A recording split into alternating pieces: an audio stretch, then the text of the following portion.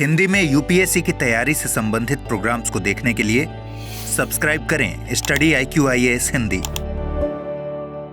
नमस्कार, study IQ IAS Hindi में आप सभी लोगों का बहुत बहुत स्वागत है। मैं विरद एक बार आपके समक्ष फिर से हाजिर हुआ हूं। दोस्तों, आप सभी लोग स्वतंत्रता दिवस को मनाने के लिए बिल्कुल तैयार होंगे और ये तैयारी और आपकी अच्छी हो रही होगी क्योंकि आप लोग साथ ही में पढ़ रहे हैं भारत का स्वतंत्रता संघर्ष। यदि अगर किसी त्यौहार को मनाने के पीछे का कारण हमको पता चल जाता है तो उस त्यौहार को मनाने की खुशी दुगनी हो जाती है। तो जब हमारा राष्ट्रीय त्यौहार है जो कि हमारा स्वतंत्रता दिवस है, तो स्वतंत्रता के संघर्ष और उसके मायने को समझने के लिए लगातार हम लोग भारतीय स्वतंत्रता संघर्ष, भारत का स्वतंत्रता संघर्ष, ये पुस्तक जो है वो अध्ययन कर रहे हैं। और इसी पुस्तक के आज अध्याय नंबर 16 में किसान आंदोलनों और राष्ट्रीय स्वाधीनता संघर्ष के योगदानों को समझने का हम प्रयास करेंगे। इसमें हमने जो पिछला आपको जो सेशन दिया था, उस सेशन में उत्तर प्रदेश में अवध किसान सभा का क्या योगदान था उसके बारे में हमने डिस्कशन किया। तो अवध किसान सभा ये आप ऑलरेडी पढ़ चुके हैं।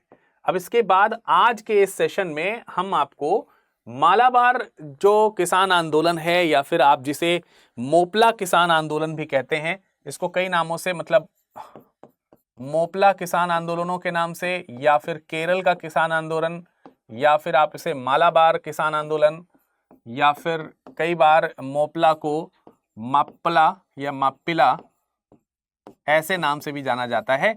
इस तरीके के नाम के चलने वाले आंदोलन के बारे में हम लोग, संघर्ष के बारे में हम लोग जानेंगे और इसमें यह देखने का प्रयास करेंगे कि ये जो किसान आंदोलन है इसका संबंध राष्ट्रीय स्वतंत्रता संघर्ष से किस प्रकार है, राष्ट्रीय स्वतंत्रता संघर्ष इस समय कौन सा पैरेलली आंदोलन लेकर के चल रहा था और उन दोनों में क्या डिफरेंसेस थे या फिर क्या समानताएं थी, इसके ऊपर हम चर्चा करेंगे। फिर हम ये जानने का प्रयास करेंगे कि आखिरकार मोपला विद्रोह जो है वो किस तरीके का इम्पैक्ट डालता है भारत के स्वतंत्रता संघर्ष पर, सफल होता है या नहीं होता है, और नहीं होता है तो क्यों नहीं होता है, और होता है तो क्यों होता है, उसके क्या असर होते हैं। इन सब चीजों पर, इन सब आयामों पर हम डिस्कशन करना शुरू कर रहे हैं। डिस्कशन को हम आगे बढ़ाएंगे, लेकिन स्वतंत्रता दिवस आने ही वाला है तो स्वाभाविक सी बात है कि आप लोगों के लिए भी स्टडी IQ का के द्वारा जो है वो ख्याल रखना जरूरी था। आप लोगों के स्वतंत्रता दिवस के उपलक्ष्य में हम आपको प्रतिज्ञा 2.0 बैच के लिए इनवाइट कर रहे हैं और इस प्रतिज्ञा 2.0 बैच की खास खासियतें हैं 3। सबसे पहली ये है कि अगर आप प्रीलिम्स क्वालिफाई करेंगे तो आप फुल फी रिफंड ले लेंगे, फुल फी जो है वो रिफंड करा सकते हैं। यानी कि अब आप चाहें तो आप फ्री में भी पढ़ सकते हैं, लेकिन उसके लिए आपको प्रीलिम्स क्वालिफाई करना होगा। अगर आप प्रीलिम्स क्वालिफाई कर लेंगे तो आपको फुल फी रिफंड हो जाएगा। दूसरा जो सबसे बड़ी खासियत है वो ये है कि आपकी जो इसकी वैलिडिटी है वो वैलिडिटी जो है वो भी आपकी 1 साल के लिए बढ़ा दी जाएगी। सामान्यतः इस 2.0 बैच की जो वैलिडिटी है वो 1.5 ईयर है, लेकिन अगर आप प्रीलिम्स क्वालिफाई करते हैं 1.5 ईयर्स में 1 ईयर, यानी कि टोटल जो है वो 2.5 साल की वैलिडिटी आपको मिल जाएगी। और तीसरी सबसे बड़ी और खास बात यह है कि इसमें आपको मिलने वाला है सिलेक्शन बॉक्स, और जो सिलेक्शन बॉक्स है उस सिलेक्शन बॉक्स में आपको मिलेंगे 18 किताबों का सेट। इसके अलावा 18 किताबों के इन सेट के अलावा आपको तमाम सारी पढ़ाई से संबंधित एसेसरीज वगैरह जो हैं वो उपलब्ध कराई जाएंगी, जैसे मानचित्र है, नोटबुक है, पेन है, रफ पेपर्स हैं, शेड्यूल है, कैलेंडर है, टेबल कैलेंडर, ये तमाम प्रकार की जो चीज़ें जो आपके स्टडी के लिए बहुत इंपॉर्टेंट होती हैं वो सब चीज़ इस सिलेक्शन बॉक्स में आपके घर भेजा जाएगा। ये आपके घर में पूरा बॉक्स जो है वो रैप होकर के आएगा। तो आप इस सिलेक्शन बॉक्स को ओपन कीजिएगा, अपने सिलेक्शन की तैयारी करना शुरू करिएगा। करना क्या है कि इस प्रतिज्ञा 2.0 बैच में आपको जुड़ना है। एक और खासियत है, चौथी खासियत भी मैं आपके लिए लिख दे रहा हूं, इसमें जो एनरोलमेंट फी है वो बहुत कम कर दी गई है। अगर आप विरद लाइव कोड का इस्तेमाल करेंगे तो जस्ट 23,999 और 24,000 जिसको हम कह सकते हैं 24,000 में आप जो है वो इनरोल इसमें हो जाएंगे और ये पूरे के पूरे पैसे आप रिफंड करा सकते हैं जब आप प्रीलिम्स क्वालिफाई कर लेंगे। इस बैच में इनरोल होने की अंतिम तिथि 15 अगस्त है, तो फिर देर मत कीजिए। अब ये पहले से बेहतर हो चुका है जो हमारा प्रतिज्ञा 2.0 बैच है। प्रतिज्ञा 2.0 प्रतिज्ञा के जो पहले बैच था उससे भी कहीं ज्यादा बेहतर है, तो इससे जरूर जुड़िएगा। चलिए अब हम कहानी को आगे बढ़ाते हैं और कहानी में समझने का प्रयास करते हैं आज कि क्या योगदान रहा है मोपिला विद्रोह का या मोपिला आंदोलन का। तो मैंने बताया कि इसे मोपिला विद्रोह कह लीजिए या मोपला विद्रोह कह लीजिए या फिर आप इसे ही केरल या फिर मालाबार विद्रोह कह लीजिए, सब एक ही है। तो बेसिकली जो केरल है ना, केरल में पश्चिमी जो इलाका है वो मालाबार तट कहलाता है और वहां पर मालाबार जिला हुआ करता था। तो केरल का वो जो हिस्सा है उसको हम लोग मालाबार जिला कहते हैं, वहीं से ये आंदोलन शुरू हुआ तकरीबन अगस्त 1921 में। अगस्त का जो माह है ना वो थोड़ा सा क्रांतिकारी या आंदोलनकारी माह कहलाता है। तो यहाँ अगस्त में इतिहास जो है वो बहुत ज़्यादा रिच हिस्ट्री है। इंडियन हिस्ट्री अगर आप देखेंगे तो अगस्त में बहुत ज़्यादा रिच आपको देखने को मिलेगी फॉर्चुनेटली। तो ये उसमें से एक हिस्ट्री का पार्ट यहाँ पर भी आप देखने को मिल रहा है मालाबार में।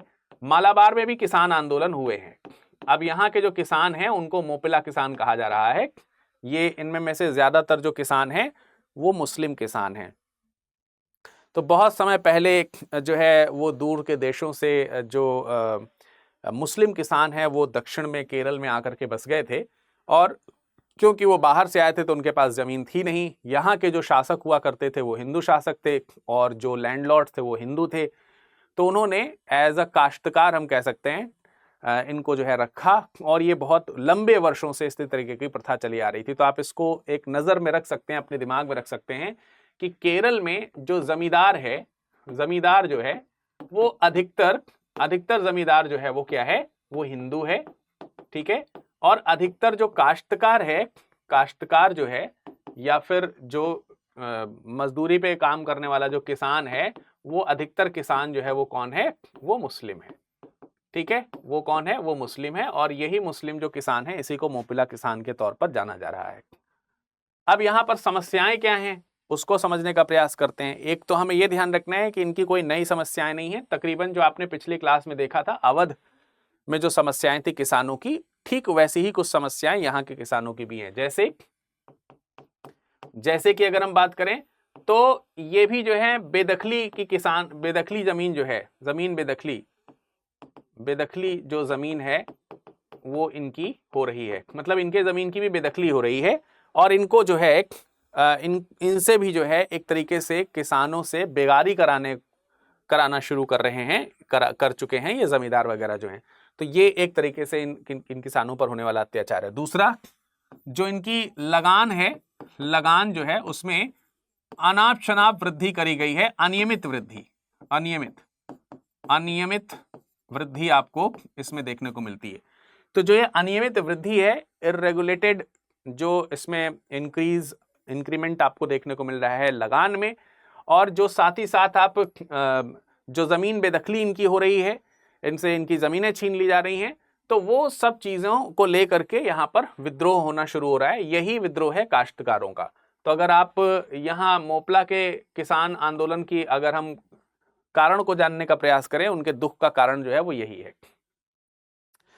अब इन्हीं सब चीजों को देखते हुए जो आंदोलन है वो धीरे धीरे 1920 से शुरू हो रहा है। 1920 में जो प्रथम तिमाही है या द्वितीय तिमाही की शुरुआत जो है वहां से विद्रोह होना शुरू होता है। अप्रैल 1920 में मंजेरी एक जगह पड़ती है, मंजेरी जिला है, और उसी मंजेरी जिला में कांग्रेस की जो मालाबार जिला कमेटी है, मालाबार जिला कांग्रेस जो है, उस कांग्रेस का एक सम्मेलन होना था।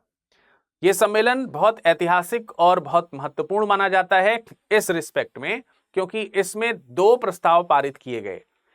अब जिस समय दक्षिण भारत में ये आंदोलन चलने को है उससे ठीक पहले यहां पर आप देखेंगे कि असहयोग आंदोलन से पूर्व जो एक आंदोलन चल रहा था जिसको हम लोग कहते हैं कि जिसमें खिलाफत आंदोलन था, खिलाफत आंदोलन। तो ये हुआ कि खिलाफत आंदोलन जो चल रहा है, खिलाफत आंदोलन जो चल रहा है, इस खिलाफत आंदोलन को का साथ देना या इसका साथ देने का प्रस्ताव जो है वो पारित किया गया। इसी मालाबार जिला कांग्रेस के सम्मेलन में यह तय हुआ कि हम लोग खिलाफत आंदोलन का साथ देंगे। तो खिलाफत आंदोलन का साथ देने की एक तो बात हुई, ये एक प्रस्ताव पारित हुआ। दूसरा प्रस्ताव ये पारित हुआ कि जो किसानों की समस्याएं हैं, किसानों की जो समस्याएं हैं, और समस्याएं क्या हैं ये मैंने आपको ऊपर लिख करके बता दिया। ये जो समस्याएं हैं, इन समस्याओं का हल ढूंढा जाएगा, उसके लिए कानून बनवाने का प्रयास किया जाएगा और ऐसा कानून लाने का प्रयास किया जाएगा जिससे कि जमींदार और काश्तकार जो संबंध है, जमींदार और काश्तकार संबंध जो है, उस संबंध की सही व्याख्या हो सके, सही व्याख्या हो सके। तो सही व्याख्या होने का मतलब क्या है?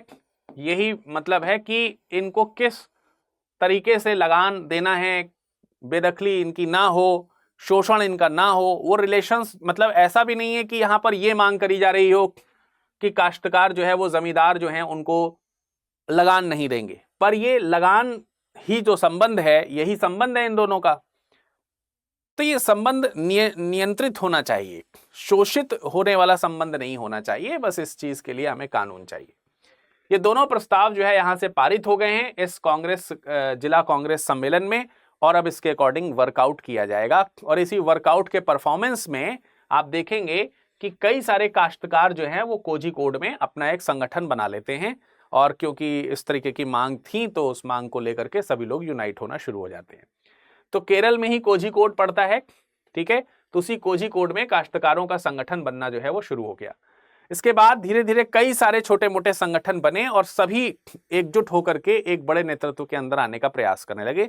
तो बहुत सारे जो काश्तकार हैं उनका समूह बन गया, उनका संघ एक बनना शुरू हो गया। अब इसी दौरान आप देखेंगे कि जो खिलाफत है वो भी काफी ज्यादा जोरों पर है। तो मैंने आपको बताया कि यहां पर देखिए दो चीजों के साथ देने की बात करी गई है, खिलाफत आंदोलन की भी और किसानों की जो समस्याएं हैं उसको दूर करने की भी। तो इन्हीं सब मांगों को लेकर के यहां पर यह संगठन बनना शुरू हुआ है, और खिलाफत भी उस समय जोरों पर है। खिलाफत जोरों पर होने का मतलब क्या है कि आइए जरा उसको समझ लेते हैं। देखिए, आपको खिलाफत आंदोलन के बारे में मैंने 2-3 बार पहले भी बताया और फिर मैं बता रहा हूं कि ये एक प्रकार से जो प्रथम विश्व युद्ध के दौरान जो खलीफा हैं उनके खिलाफ जो अत्याचार ब्रिटिशर्स के द्वारा किया गया था, और जो खलीफा के जो राइट्स हैं और जो खलीफा का जो सम्मान है उसका वापस अधिकार दिलाने के लिए भारत में मुस्लिम्स जो हैं वो भी आंदोलन कर रहे हैं। क्योंकि ये जो भारत में मुस्लिम्स हैं या पूरे विश्व में जो मुस्लिम हैं, दुनिया में जो मुसलमान थे, वो तुर्की के जो खलीफा हैं उनको अपना धर्मगुरु मानते थे, जिनके खिलाफ अत्याचार हुआ था। तो खिलाफत आंदोलन जोरों पर है। अब खिलाफत आंदोलन में जो नेता हैं, और उन नेता का जहां कहीं भी मंच लगता है तो जो उसके श्रोता हैं, वही नेता और वही श्रोता अब जो हैं वो इस तरीके के काश्तकार संगठनों का जो नेतृत्व हो रहा है।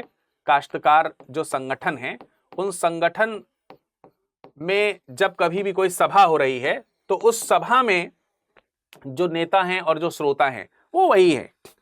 मतलब उन्हीं नेताओं और श्रोताओं, मतलब वही लोग, उन्हीं में लीडर्स जो हैं वो खिलाफत में भी शामिल हैं, और वही लोग जो हैं काश्तकारों की इन समस्याओं के ऊपर भी चर्चा कर रहे हैं।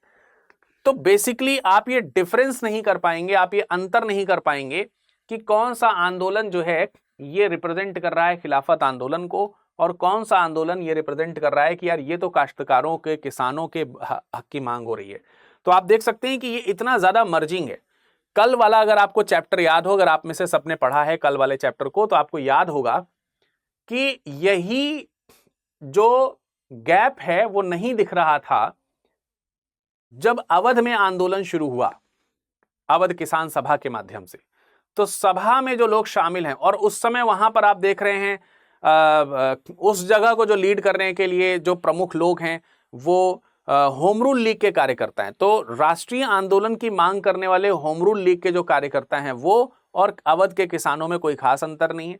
बाद में असहयोग आंदोलन के कार्यकर्ता भी शामिल हुए, तो उसमें भी और अवध के आंदोलन में भी कोई डिफरेंस नहीं देखने को मिल रहा है। तो वैसे ही यहां पर भी है, बस यहां पर जो है होम रूल लीग की बजाय खिलाफत आंदोलन का पकड़ थोड़ा ज्यादा है, तो वहां पर आपको अंतर नहीं देखने को मिल रहा है। और रही बात असहयोग आंदोलन की, तो असहयोग आंदोलन भी इसमें शामिल है, और बहुत सारे हिंदू नेता भी इसमें शामिल हैं। हाँ, एक चीज है कि हिंदू नेता तो शामिल हैं, लेकिन हिंदू कार्यकर्ता जो हैं, जो और आंदोलनकारी होने चाहिए, कार्यकर्ता जो होने चाहिए, वो उतने ज्यादा नहीं हैं। लीडरशिप जो है वो जरूर जो है हिंदुओं के पास यहाँ पर दिख रही है, जो मुस्लिम किसानों के खिलाफ, मुस्लिम किसानों के ऊपर होने वाले अत्याचार के खिलाफ है। ये बात तो तय है। अब जब इस तरीके से ये एक मतलब जोर पकड़ने वाला जब मुद्दा हुआ, तो क्योंकि देश भर में असहयोग आंदोलन उन हर जगहों पर पहुंचेगा जहां पर अहिंसक और शांतिपूर्वक तरीके से आंदोलन चलाए जाने की उम्मीद हो और लोग संगठित हो रहे हों। तो ऐसी उम्मीद फिलहाल जो है आपको यहाँ के किसान आंदोलन में दिख रही, क्योंकि उन्होंने कोई ऐसा हिंसक कार्य तो किया नहीं था। तो गांधी जी जो है इन जगहों के, क्योंकि मैंने बताया ना कि संगठन बन रहा है, लोग यहाँ पर भाषण देने के लिए आ रहे हैं, लोगों को नेतृत्व प्रदान करने के लिए आ रहे हैं, तो गांधी जी भी आए। तो अब इन आंदोलनों का स्वरूप प्रदान करने के लिए, दिशा प्रदान करने के लिए कभी गांधी जी का यहाँ पर मूवमेंट हो जाता था, कभी शौकत जो कि खिलाफत आंदोलन के प्रमुख नेता हुआ करते थे, शौकत अली, कभी वो आ जाते थे, मौलाना आजाद आ जाया करते थे। इन सब लोगों के दौरे लगातार यहाँ पर होने शुरू हुए, और जब इन लोगों के यहाँ पर लगातार दौरे होने शुरू हुए तो लोगों को एक नेतृत्व, एक दिशा जो है वो मिलनी शुरू हो गई। लोग और ज्यादा मोटिवेट हुए, उनके अंदर और उत्साह बढ़ा, उन्हें लगा कि अब तो क्या ही दिक्कत है, अब तो पूरी दुनिया, अब तो पूरा भारत हमारी बात को सुन रहा है और हम सही दिशा में जा रहे हैं। और ऐसा हो भी रहा था, बट नेचुरल है। तो क्या आपको ये नहीं लगता कि जब इस तरीके से ये आंदोलन जोर पकड़ा होगा तो क्या अंग्रेज चुप बैठे होंगे? क्या अंग्रेजों को ये बात उचित लगी होगी? क्या उन्हें हजम हो गई होगी? एकदम सीधा सा जवाब है नहीं, है ना। उन्होंने इसको दबाने के लिए प्रयास करने शुरू कर दिए होंगे, क्योंकि अब वो बिल्कुल नहीं चाहेंगे कि इस तरीके से बड़े लीडर जो हैं वो भी अगर इसमें शामिल हो गए तो सोच के देखिए, उत्तर दक्षिण और पूरब पश्चिम हर जगह पर इस तरीके के आंदोलन होने शुरू हो जाएंगे, फिर तो अंग्रेजों के हाथ से बात निकल जाएगी। आगे बढ़ते हैं, लेकिन एक छोटी सी सूचना देकर के हम आपको आगे ले चलते हैं। वो ये है कि अगर आप में से कोई व्यक्ति ऐसा है जो आगे 2 से 3 साल बाद एग्जाम में अपीयर होना चाहता है, एक लंबी तैयारी जिसको करनी है, तो उनके लिए लॉन्ग टर्म बैच 2 है। लॉन्ग टर्म बैच 2 में आप एनरोल कर सकते हैं। विरत लाइव कोड का इस्तेमाल कीजिए। 5 तारीख से इसमें क्लासेस शुरू हो चुकी हैं, एनरोलमेंट अभी भी जारी है। आप 32,999 में या इससे भी कम शुल्क में, निस्संदेह इससे भी कम शुल्क में आप इस कोड का इस्तेमाल करके ज्वाइन हो जाएंगे। तो देर मत कीजिए, आप इस लॉन्ग टर्म बैच से जुड़िए। तो मैंने आपको जैसा कि मैंने आपको यहाँ पर बताया कि इन सब लोगों के आने से आंदोलन में गति जो है वो बढ़ गई है। जब आंदोलन में गति बढ़ गई है तो सरकार एक्टिव हो गई, और जब सरकार एक्टिव हो गई तो उसने क्या किया? उसने सबसे पहले जो है वो निषेधाज्ञा, यानी कि प्रोहिबिट करने वाले, मना करने वाले कानून जो है वो लागू कर दिए, और ये कह दिया कि कहीं पर भी इस तरीके का कोई भी संघ या संगठन जो है वो नहीं काम करेगा, और इन संगठनों की जो सभाएं हैं वो सभाएं जो हैं वो आयोजित नहीं की जाएंगी। तो इस तरीके से संगठित होने पर क्या लगा दी गई? 15 फरवरी सन 1921 को रोक लगा दी गई। लेकिन नेता क्या इस तरीके की रोक लगाने से रुक जाएंगे? वो तो अपना नेतृत्व प्रदान करेंगे, और प्रदान करना भी चाहिए, क्योंकि इस विदेशी हुकूमत की जो तानाशाही है वो तो नहीं चलने देनी चाहिए थी। और क्योंकि निषेधाज्ञा जारी थी तो तमाम सारे जो कार्यकर्ता हैं, जिनमें आप याकूब हसन की बात करते हैं, युगोपाल मेनन की बात करते हैं, पी मोहिउद्दीन कोया की बात करते हैं, और के माधवन नायर की बात करते हैं, ऐसे बड़े बड़े लीडर्स जो हैं, जो इन किसान आंदोलनों के लीडर्स के तौर पर हुआ करते थे, इनको 18 फरवरी को गिरफ्तार कर लिया गया। नेताओं के गिरफ्तारी से आंदोलन और तीव्र हो गया। ठीक है, नेताओं के गिरफ्तारी से ये प्रमुख नेता थे। प्रमुख नेता जो हैं वो यही थे, प्रमुख जो नेता हैं वो यही थे। और ये प्रमुख नेताओं के गिरफ्तार होने से ब्रिटिशर्स को लगा कि जब नेता नहीं रहेंगे तो नेतृत्व विहीन जो है वो आंदोलन कितने दिन चलेगा। लेकिन ऐसा नहीं हुआ ये कि अब जो नेतृत्व है वो स्थानीय मुपला नेताओं के हाथ में आ गया। बड़े नेताओं के आपने गिरफ्तार कर लिया, पर कोई बात नहीं है, छोटे नेताओं ने वहां पर अपना उत्साह तो था ही, वो करना शुरू किया। इसी में उत्साह को मोटिवेट करने वाला एक अफवाह भी चल पड़ी। वो ये चल पड़ी कि प्रथम विश्व युद्ध जो चला, उस प्रथम विश्व युद्ध में अंग्रेजों को बुरी तरीके से नुकसान उठाना पड़ा था। तो जो एक अंग्रेज माई बाप तरीके की जो छवि बना चुके थे, वो छवि भी इस अफवाह ने बिगाड़ने का, मतलब ये एक तेजी से बात फैली कि ये कोई बहुत बड़े अविजित लोग नहीं हैं, मुंह की खाएं हैं, ये कैसे न कैसे करके प्रथम विश्व युद्ध जीते हैं ये, तो इनसे हम लोग पार ले सकते हैं, इनसे हम पंगा ले सकते हैं, इनका भी दुनिया में खूब विद्रोह हुआ है, ये कोई दूध के धुले नहीं है। तो इनका विद्रोह करने की जो एक मोटिवेशन है वो इस अफवाह से काफी ज्यादा तीव्र हो गई। और जब इस तरीके की घटनाएं बहुत ज्यादा घटनी शुरू हो गई तो इन आंदोलनकर्ताओं ने, नेतृत्वकर्ताओं ने, जो स्थानीय जमींदार हैं, ठीक है, स्थानीय जो जमींदार हैं, जो बड़े जमींदार हैं, और उनके जो सहायक अंग्रेज अफसर हैं, अंग्रेज जो अफसर हैं, इनके खिलाफ जो है वो तेजी से इस आंदोलन की उन्होंने शुरुआत कर दी, जबकि बड़े नेता गिरफ्तार हो चुके हैं।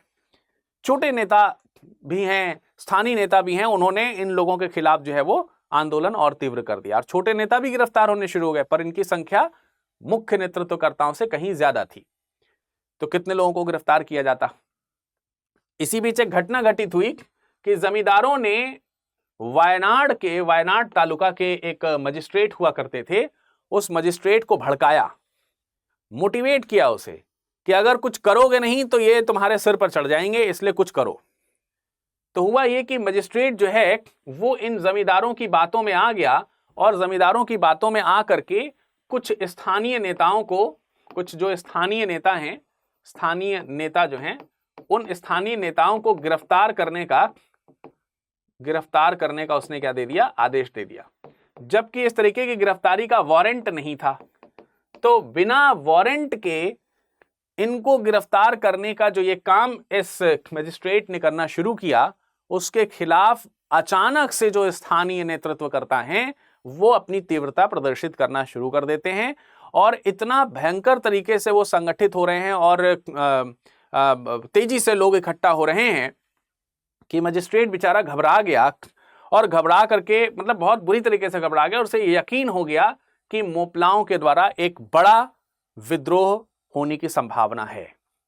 उसने तुरंत अपने उच्च अधिकारियों को इस मामले के लिए सूचित किया कि यहां पर कुछ बड़ा विद्रोह होने वाला है, ये छोटी मोटी गीदड़ धमकियों से डरने वाले नहीं हैं। इसी बीच इनमें जो स्थानीय नेताओं में जो बड़े नेता, मतलब स्थानीय नेताओं में जो अब शीर्ष अधिकारी, शीर्ष नेतृत्व जिनके पास आ गया था, वो थे अली मुस्लियार। अली मुस्लियार को जो मुस्लिम लीग के भी एक प्रमुख नेता हुआ करते थे, जो यहाँ पर मोपला विद्रोह के का भी एक प्रमुख नेतृत्व प्रदान कर रहे थे, उनको गिरफ्तार करने के लिए पुलिस ने जो है वारंट इशू किया, जारी किया और पुलिस जो है उन्हें गिरफ्तार करने के लिए छानबीन करना शुरू कर देती है। और इसी बीच पुलिस को यह पता चलता है कि वो एक मस्जिद में हैं जिसका नाम है निरुरांगड़ी मस्जिद। तो निरुरांगड़ी मस्जिद में उनको गिरफ्तार करने के लिए छापा मारा गया।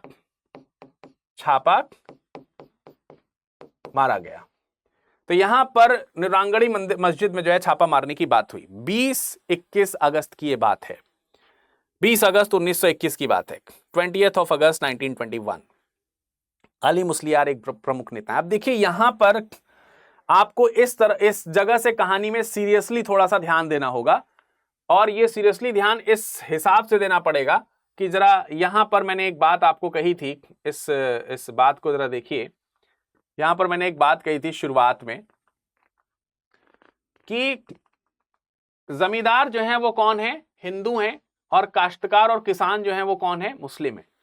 और ये इस चीज को सुनने के बाद आपको अंदाजा लगना चाहिए कि यहां आसानी से इस विद्रोह को अंग्रेजों ने एक सांप्रदायिक रूप दे दिया, जबकि वास्तविक रूप में यह सांप्रदायिक मुद्दा नहीं था। आपको यहां यह चीज ध्यान रखनी है कि किसान और काश्तकार, ये विद्रोह, मतलब काश्तकार और जमींदार, ये है उनके संबंध जो हैं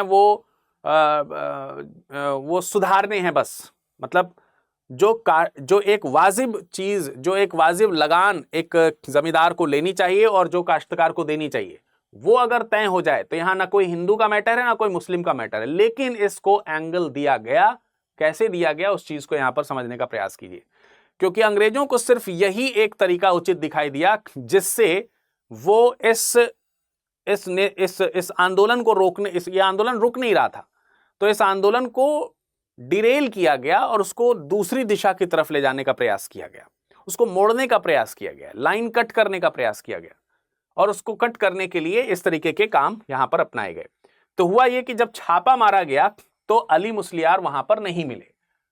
वो अली मुस्लियार मिले नहीं तो इन लोगों ने खिलाफत आंदोलन के 3 कार्यकर्ताओं को गिरफ्तार कर लिया। और जब ये बातें दूसरे इलाकों में पहुंची और लोगों को ये पता चली कि मुस्लिम मस्जिद में जाकर के, निरुगाड़ी मस्जिद में जाकर के छापा मारा गया हमारे लीडर को पकड़ने के लिए और वहां मस्जिद को नष्ट कर दिया गया, तोड़ फोड़ दिया गया है पुलिस के द्वारा, तो ये एक धार्मिक जो उनके अंदर उन्माद है उसको जगाने का प्रयास भी किया गया सफा के द्वारा, और वो उन्माद जगा भी। और इसी कारण से कोट्टकाल और परप्पा नांगड़ी से कई सारे जो मोपला कार्यकर्ता हैं और किसान हैं वो निरांगड़ी की ओर चल पड़े, और निरांगड़ी में जाकर के जहां पर इनके नेताओं, इन कार्यकर्ताओं को गिरफ्तार किया गया था, वहां बड़ी मात्रा में जाकर के वो इकट्ठा हुए। और जब वो वहां पर इकट्ठा हुए तो उन्होंने सिर्फ एक मांग, अभी देखिए हिंसा नहीं करी है, ये ताज्जुब करने की बात है और अप्रिशिएट करने की बात भी है कि वहां पर किसी प्रकार से हिंसा नहीं हुई है। अभी भी जाकर के उन्होंने पुलिस अधिकारियों से मांग रखी है कि इज्जत के साथ हमारे जो गिरफ्तार भाई हैं उनको आप तुरंत छोड़ दीजिए। आपने बेमसलन ही उनको जो है गिरफ्तार कर रखा है, आप उन्हें तुरंत रिहा कर दीजिए। उन्होंने रिहाई की मांग करी। अब इस घटना को ध्यान से सुनिएगा। इन्होंने रिहाई की मांग करी। कल्पना कीजिए कि ढेर सारे लोग एक थाने के सामने इकट्ठा हुए हैं अपने साथियों की रिहाई की मांग के लिए, और पुलिस वाले कुछ वहां से निकल करके उनको शांत कराते हैं कि आप लोग शांत हो जाइए, आपकी मांग हम पूरी कर रहे हैं, आपके इन कार्यकर्ताओं को हम रिहा कर देंगे, आप यहां पर बैठ जाइए। ये शांत हो जाते हैं। पुलिस के कहने पर वो वहीं जमीन पर बैठ जाते हैं, और जैसे ही ये सारे कार्यकर्ता जमीन पर बैठते हैं, आप कल्पना नहीं कर सकते कि आगे क्या हुआ। पुलिस ने गोलियां चला दी, न जाने कितने मोपला वहां पर मारे गए, लाठियां बरसा दी गईं, न जाने कितने लोगों का शरीर अंगभंग हो गया। और यहां से क्या आप उम्मीद करते हैं कि अब भी ये आंदोलन अहिंसक रहने वाला होगा? अब ये आंदोलन अहिंसक नहीं रहने वाला था। अब इसमें हिंसक संघर्ष का इन्वॉल्व होना जरूरी हो गया था, क्योंकि अभी तक बेगुनाह होने के बावजूद न जाने कितने जो लोग हैं वो मारे गए, और इसकी वजह से इन लोगों ने वहां पर तो तुरंत तोड़फोड़ करी ही करी, उसके बाद टारगेट कर लिया गया हर एक जगह पर, जहां जहां पर पूरे के पूरे जिले में और जिले के अन्य दूसरे जिलों में भी इस चीज को स्प्रेड किया गया कि जहां कहीं भी सरकारी दफ्तर, सरकारी जो भी कार्यालय हैं, पुलिस है, पुलिस थाना है, डाक विभाग है, रेलवे विभाग है, दूसरे दफ्तर हैं, सब जगहों पर जा करके तोड़फोड़ होनी शुरू हो गई। लूटमार जो है वो भयंकर तरीके की होनी शुरू हो गई। वहां के जो जिलाधिकारी थे वो वहां से भाग निकले, वो जो है कोझिकोड भाग निकले। एरनाड जो है वो पूरी तरीके से विद्रोह की आग में जलना शुरू हो गया, और इस तरीके से बहुत भयंकर विद्रोह हुआ।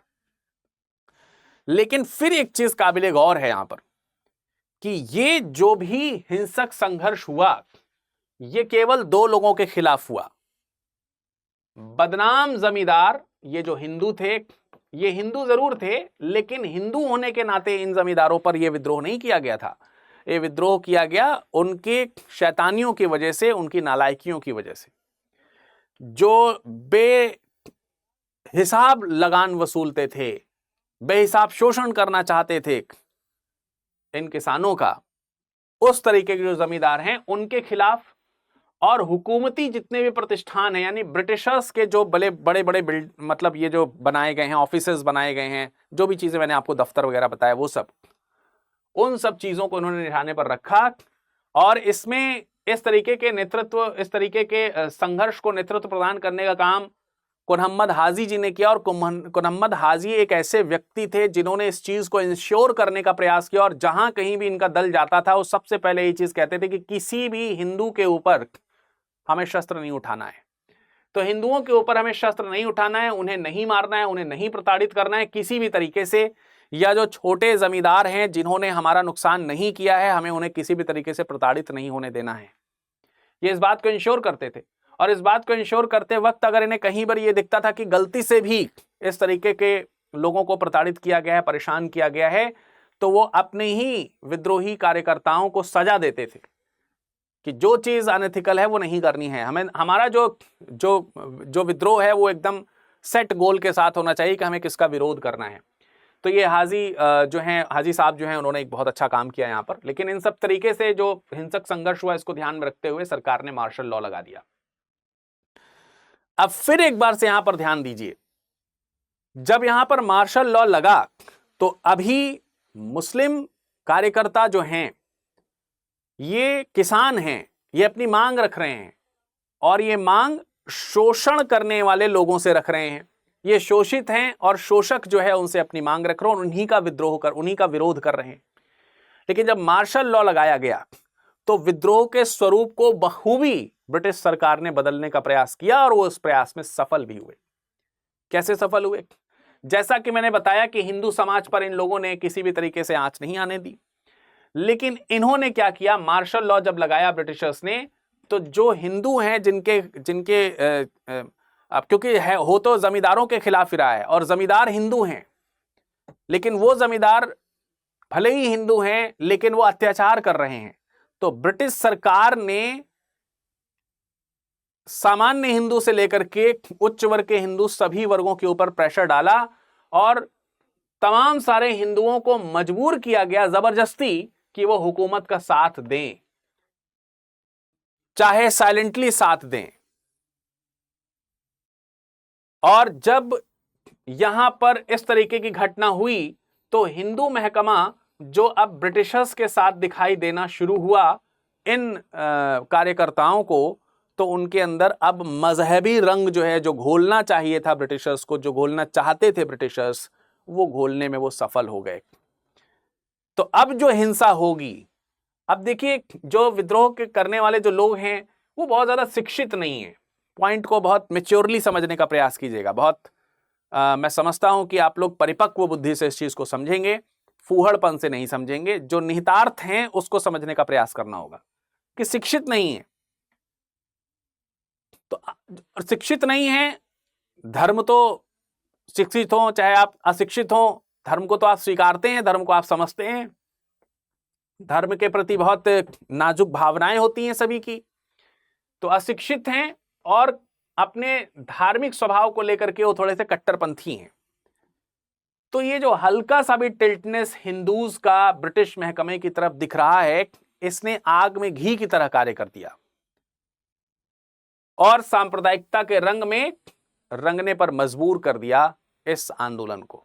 बड़े आसानी से हो गया ये, ब्रिटिशर्स को इसके लिए बहुत ज्यादा एफर्ट्स नहीं करने पड़े। फिर तो क्या करना था, हिंदू और मुसलमान लड़ने थे और सरकार को बैठ करके तमाशा देखना था, सो उसने देखा। बहरहाल क्योंकि आंदोलन अब यहां हिंसक हो गया, तो अब क्या आप सोचते हैं कि असहयोग आंदोलन इस आंदोलन का अब साथ दे पाएगा? ऑब्वियस सी बात है, नहीं। असहयोग आंदोलन के कार्यकर्ताओं ने बहुत समझाया इन्हें, लेकिन मामला हाथ से निकल चुका था। अहिंसक असहयोग आंदोलन कार्यकर्ताओं को अब मोपला आंदोलन का साथ छोड़ना पड़ा क्योंकि आंदोलन हिंसक हो गया था। असहयोग आंदोलन जो अभी भी अहिंसा के रास्ते पर चल रहा था, वो इस तरीके के आंदोलन में शामिल नहीं रह सकता था, क्योंकि ये एक राष्ट्रीय आंदोलन था। ये एक राष्ट्रीय आंदोलन के तौर पर अपने आप को आगे बढ़ा रहा है। राष्ट्रीय आंदोलनों में अगर क्षेत्रीय आंदोलन मर्ज होते चलते हैं तो राष्ट्रीय आंदोलन बड़ा हो जाता है, लेकिन अगर क्षेत्रीय आंदोलनों में हिंसा हो जाएगी तो राष्ट्रीय आंदोलन उस क्षेत्रीय आंदोलन से पृथक हो जाएगा। और यही हुआ और इसकी वजह से मोपला आंदोलन जो है वो अलग थलग पड़ गया। उदारवादी और राष्ट्रवादी आंदोलनकर्ता जो थे उन्होंने इससे अपने आप को अलग कर लिया, पृथक कर लिया। परिणाम यह हुआ कि दिसंबर 1921 तक इस विद्रोह का पुलिस ने आसानी से दमन कर लिया, क्योंकि अब बचा ही क्या। इस तरीके के विद्रोह को दमन करने के लिए तो ब्रिटिश सरकार माहिर है।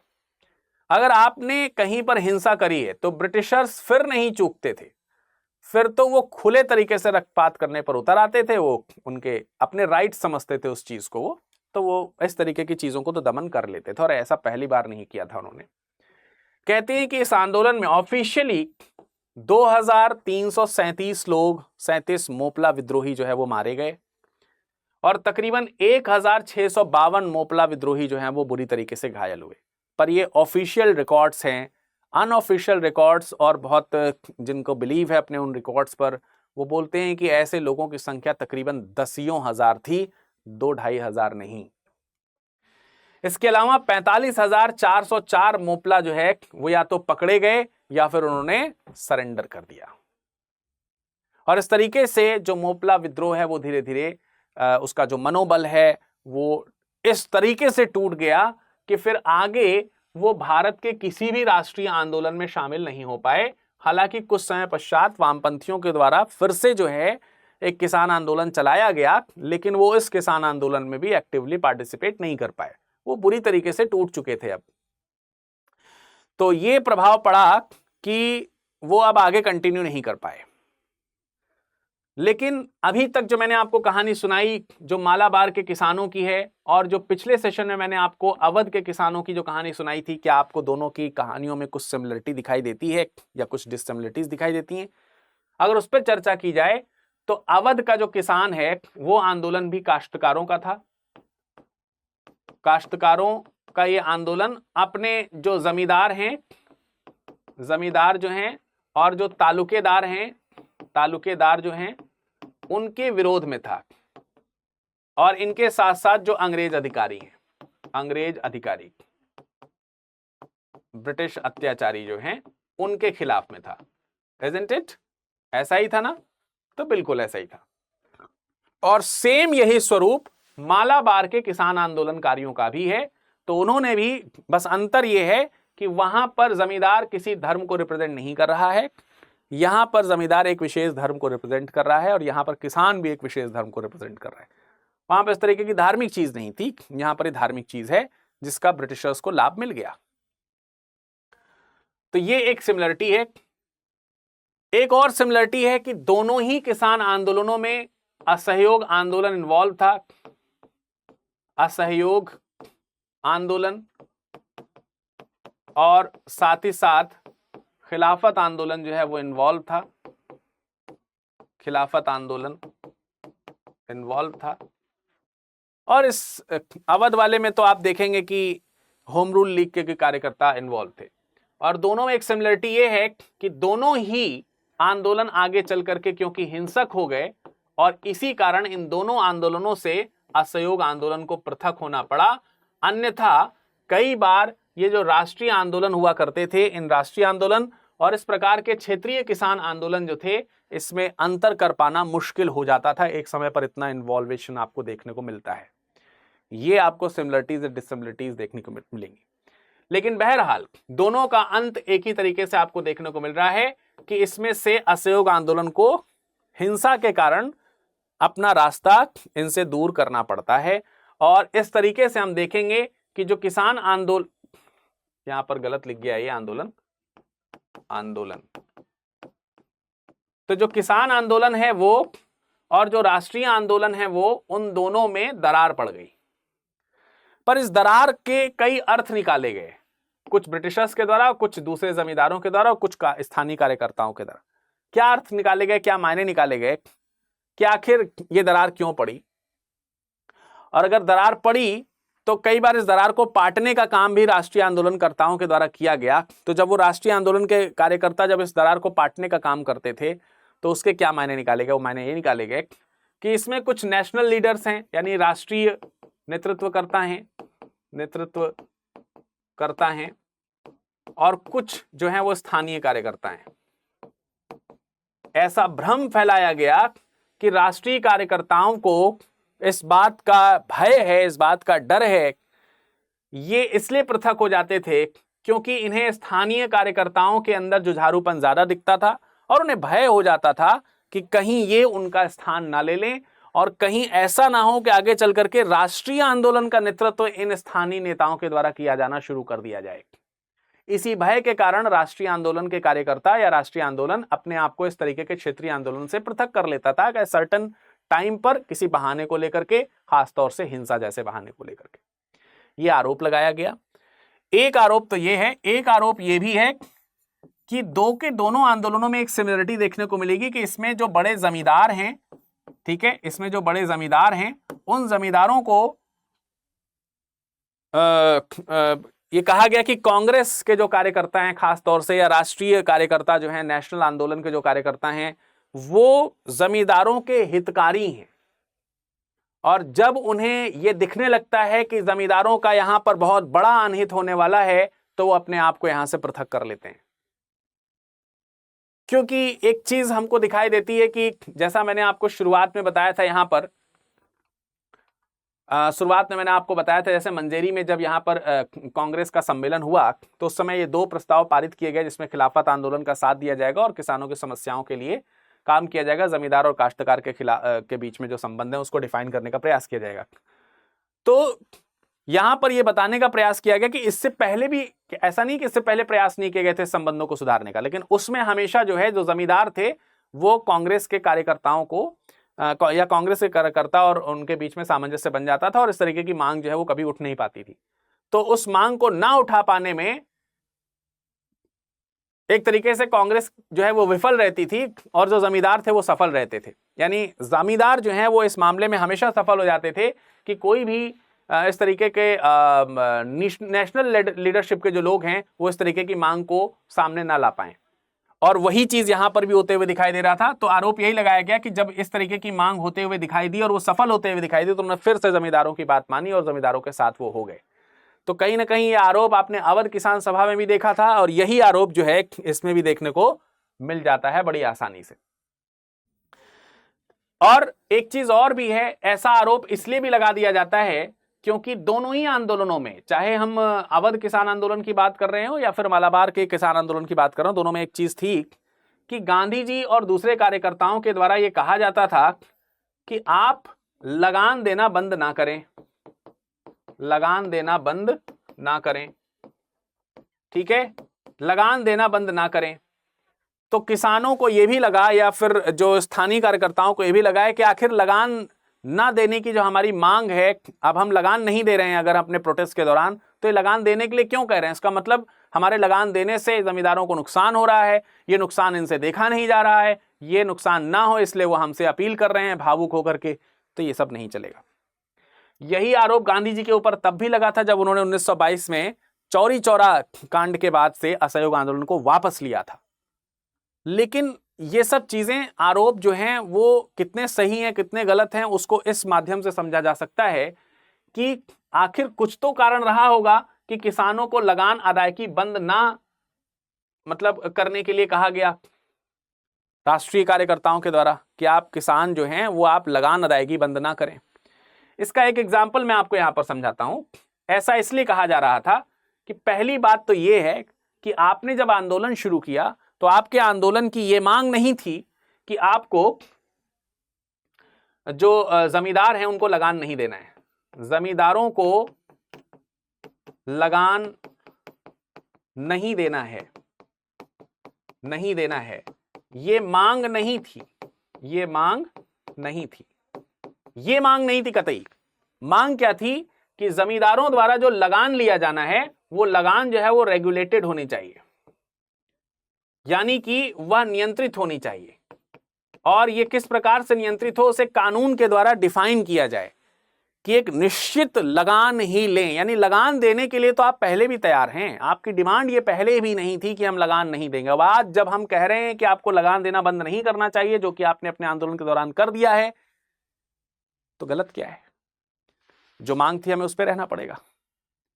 पर आप सोच रहे होंगे कि यार मांग तो बदल भी सकती है ना बाद में, उन्होंने तो कितने भी अत्याचार किए, हमने उनको लगान देना बंद कर दिया तो फिर क्या ही दिक्कत हुई? तो इसके पीछे भी एक लॉजिक है। लॉजिक ये है कि जमींदार जो हैं वो कौन है? जो भी हैं बड़े लोग हैं और इनके ब्रिटिशर्स से संबंध है, ब्रिटिश जो है वो इनसे संबंध है और ब्रिटिशर्स के खिलाफ ही राष्ट्रीय आंदोलन चल रहा है। राष्ट्रीय आंदोलन जो है वो जमींदारों के खिलाफ नहीं है, राष्ट्रीय आंदोलन ब्रिटिशर्स के खिलाफ है। क्यों? क्योंकि राष्ट्रीय आंदोलन कार्यकर्ता ये बेहतर समझते हैं कि किसानों के ऊपर होने वाला जो अत्याचार है वो जमींदारों के कारण तो है, लेकिन जमींदारों के ऊपर हाथ किसका है, ये किसके बल पर ये अत्याचार करते हैं, अगर हम उस बल को, उस जड़ को ही तोड़ने का प्रयास करेंगे तो ये अपने आप सीधे हो जाएंगे। किसानों को वहां तक शायद बात समझ में नहीं आ रही है वहां पर, या स्थानीय कार्यकर्ताओं को। तो इसलिए राष्ट्रीय आंदोलन जो है वो इनके खिलाफ है। वो देखने में इनके खिलाफ नहीं लगता है लेकिन है इनके खिलाफ भी, लेकिन उनकी प्रमुख पहचान, उनकी जो प्रमुख जो विरोध है वो इसी ब्रिटिश सरकार से है। अब ऐसे में अगर यहां पर इनकी सोच को समझा जाए तो इनका यह भी मानना है कि जो जैसे जो ये जो स्थानीय विद्रोह हैं, स्थानीय जो विद्रोह हो रहे हैं, इस स्थानीय विद्रोह और राष्ट्रीय जो मांग है, स्थानीय विद्रोहों की मांग और राष्ट्रीय विद्रोहों की मांग के बीच में एक बैलेंस होना चाहिए। उस बैलेंस को यहां पर यह बताया गया है, इस तरीके का बताया गया है कि इन्हें यह विश्वास था, राष्ट्रीय कार्यकर्ताओं के विश्वास था कि एक समय में जब हम अंग्रेजों के खिलाफ काम करेंगे तो उस समय इनके संबंध क्योंकि इनसे ठीक ठाक हैं तो इनसे तटस्थ रहने की उम्मीद की जा सकती है, क्योंकि हम इनके खिलाफ कुछ नहीं कर रहे हैं। अगर ये तटस्थ रहेंगे तो हमारा शत्रु केवल एक रहेगा, राष्ट्रीय शत्रु केवल एक रहेगा। लेकिन अगर हम तटस्थ नहीं रहेंगे और अगर हम इन्हें भी परेशान कर देंगे, जो कि हमें परेशान कर रहे हैं, हमें इन्हें परेशान करना चाहिए, लेकिन अभी हमारा विद्रोह इनसे नहीं होना चाहिए। अभी हमें इनके खिलाफ ऐसा कोई काम नहीं करना चाहिए जिससे कि ये और ये एक हो जाएं, हमारे शत्रुओं की संख्या में अनर्गल ही वृद्धि हो जाए। स्थानीय स्तर पर जो चीजें हैं वो अपने आप कट जाएंगी जब हम इनको केवल ये ही विद्रोह में रहें।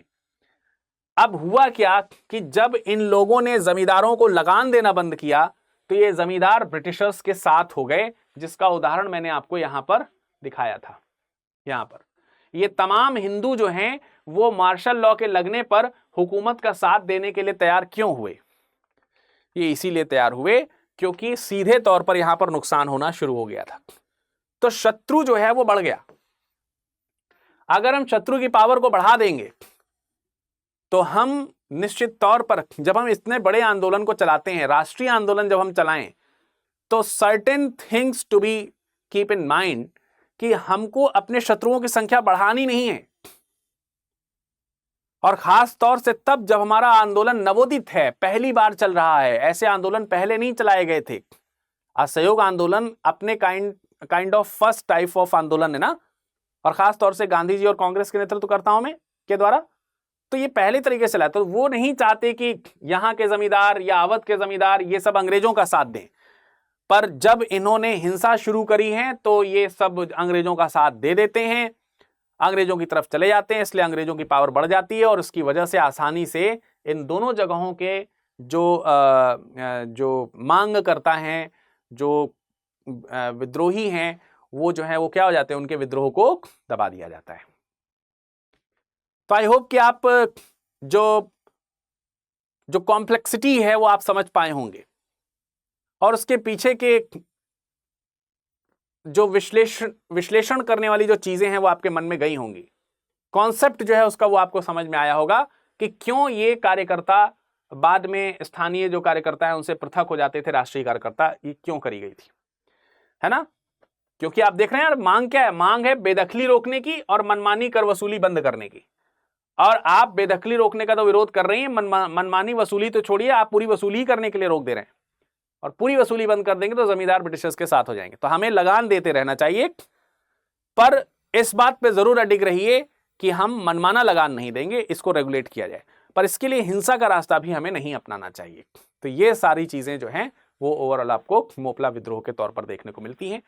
आफ्टरऑल मोपला विद्रोह जो है वो एक स्थानीय विद्रोह से एक राष्ट्रीय विद्रोह में कन्वर्ट हो सकता था, बट हिंसा को अपनाने के कारण संभवतः वो इस चांस को मिस कर बैठता है और वह एक स्थानीय विद्रोह के तौर पर भी आज भी इतिहास में जाना जाता है। तो चलिए चलते चलते मैं आपको फिर से एक बार याद दिला देता हूं कि स्वतंत्रता का ये जो त्योहार है, जिसके हम संघर्ष लगातार पढ़ रहे हैं, देखिए कितने मोपलाओं ने यहां पर खून बहा दिया इस संघर्ष में। तो स्वाभाविक सी बात है, इस तरीके के संघर्ष में अंततः विजय हमारी हुई, और ऐसी विजय जो कई बार पराजय के बाद मिलती है, उस विजय में बहुत खुशियां होती हैं। तो स्वतंत्रता दिवस अच्छे से मनाइएगा, खुशियों से मनाइएगा, शानदार तरीके से मनाइएगा। आपकी खुशियों में चार चांद लग सके, आप यूपीएससी के प्रिपरेशन में आपके ऊपर किसी प्रकार का आर्थिक बोझ ना आए, इसी चीज को ध्यान में रखते हुए प्रतिज्ञा 2.0 बैच लॉन्च किया गया है। इसमें फीस जो है वो पहले से कम कर दी गई है। पहले 25,000 रुपये फीस हुआ करती थी, 25,000, 1,000 रुपीज़ इसमें डाउन कर दिया गया और ये 24,000 की अब आपको मिल जाएगी।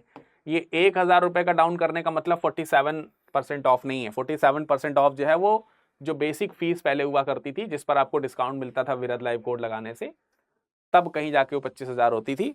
तो उसी बेसिक फीस पर 47% डिस्काउंट करके अब उसी को, यानी कि अब पहले से भी ज़्यादा डिस्काउंट आपको मिल ही रहा है। तो 24,000 में एक तो आप इसे अवेल कर सकते हैं। सीधी सीधी बात समझिए, और इसको भी पूरा का पूरा आप वापस ले सकते हैं अगर आप प्रीलिम्स क्वालिफाई करेंगे 2025 का प्रीलिम्स क्वालिफाई कीजिए और ये अपना पूरा का पूरा फुल फी रिफंड ले जाइए।